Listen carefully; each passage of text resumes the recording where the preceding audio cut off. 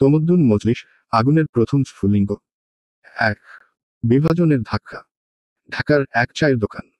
1947 সালের সেপ্টেম্বরের বিকেল। কিছু তরুণ বসে আছে, হাতে খবরের কাগজ। খবরের শিরোনাম, পাকিস্তানের রাষ্ট্রভাষা হবে উর্দু। একজন বিস্ময়ে বলে উঠল, উর্দু? কিন্তু আমরা তো সবাই বাংলা বলি। আমাদের ভাষা বাদ যাবে।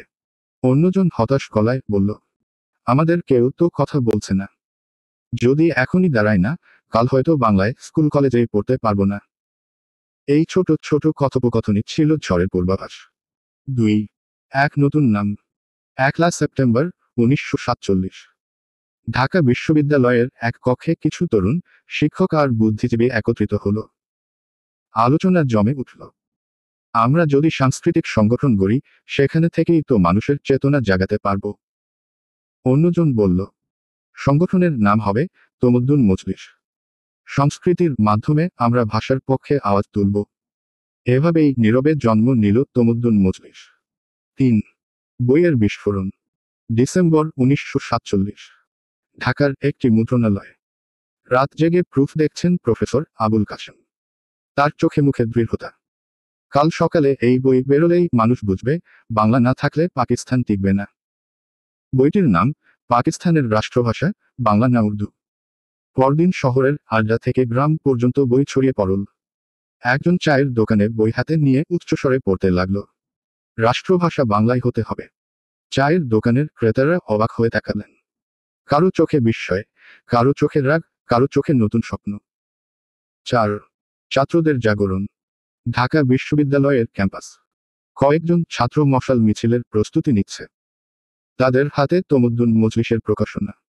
একজন বলে উঠল, ভাই, ওরা যদি উর্দু চাপিয়ে দেয়, আমাদের ভবিষ্যৎ অন্ধকার।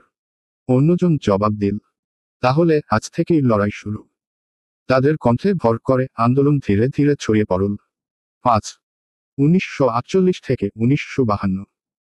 প্রথমে সরকার মনে করেছিল, তমদ্দুন মজলিসকে উপেক্ষা করলেই সব থেমে যাবে।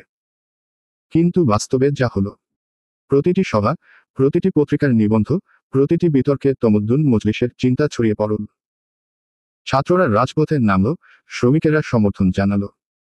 সাধারণ কৃষকরাও বলতে শুরু করল, আমাদের ভাষা বাংলা, রাষ্ট্রভাষা বাংলায় চাই। ৬. রক্তের দিন।